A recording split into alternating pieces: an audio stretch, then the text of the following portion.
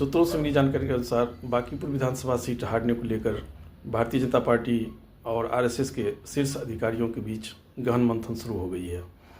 जो सीट 1990-95 के दशक में जिस समय लालू जी की तूती बोलती थी, उस समय में भी भारतीय जनता पार्टी ने इस सीट को बचाए रखा। लेकिन इस उपचुनाव में ऐसा क्या हो गया कि बीजेपी ने इस सीट को बुरी तरह से गंवा दिया।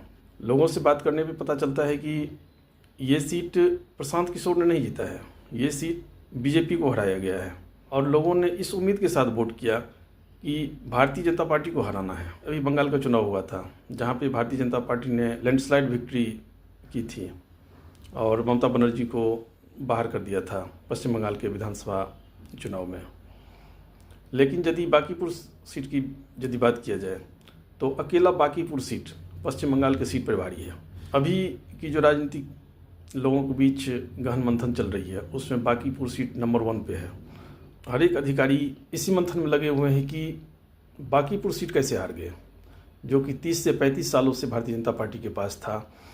कैसा भी बाढ़ आए सुखाड़ आए, लेकिन बीजेपी के पास ये सीट बचा हुआ था और इस उपचुनाव में बुरी तरह भारतीय जनता पार्टी यहाँ से हार गई। सूत्र बताते हैं कि बांकीपुर विधानसभा सीट में 403 पोलिंग बूथ स्टेशन हैं, जिसमें से लगभग 6 सीट पर भारतीय जनता पार्टी ने जीत दर्ज की है।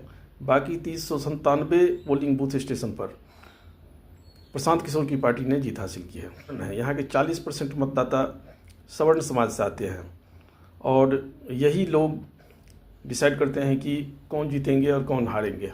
और एक तरह से ये संदेश भेजना था बड़े अधिकारियों को, जो आप समाज में लोगों के बीच में विभाजन मत पैदा करिए। ये विभाजन जो आया है यूजीसी के बाद आया है।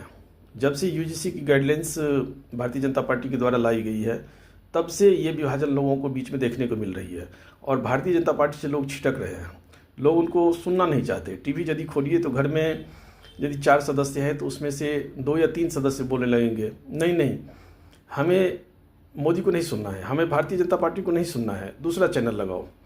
ये जो लोगों को सोच में परिवर्तन आया है, ये अचानक नहीं आया है। अब यूजीसी लाया गया लोगों को तरजीह देने के लिए, कुछ लोगों को तरजीह देने के लिए दूसरे लोगों पर, यानी कि ये एक तरह से आरक्षण का ही एक्सटेंशन था। बीजेपी सोच रही थी कि इससे हमें बहुत फ़ायदा मिल जाएगा, हमें ओबीसी और एससी एसटी लोगों का वोट परसेंटेज बढ़ जाएगा। यदि सवर्ण समाज के लोग हमें वोट नहीं भी करेंगे तो उतना ज़्यादा फर्क नहीं पड़ेगा। लेकिन चीज़ हो गया उल्टा, ये लोगों को अच्छी नहीं लगी।